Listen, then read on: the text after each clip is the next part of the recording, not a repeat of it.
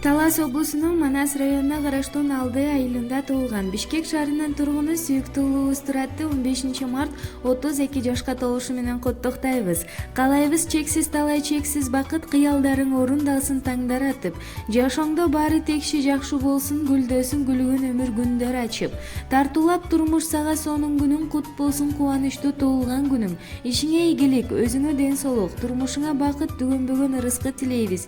Жүзүңдү кубаныч күлкү берекесин берген турмуштун бешигинде термелип, жакшылыктарга күбө болуп, куттуу өмүр курагыңа ар бир күнүң жакшылыктар менен коштой берсин. Тилектериңдин баары тегиз орундалып, Кудай күч-кубат берип, жашооң шанга бөлөнүп, биздин бактыбызга аман болгой деп Москвадан ата-энеси Манап жана Анара куттукташат.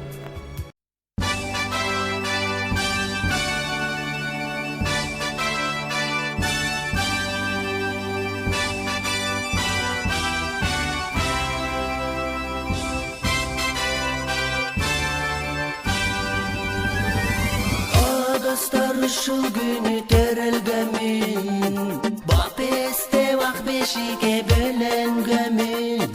Бул күнү ата-энем туугандарым, күбөсү болгон жакшы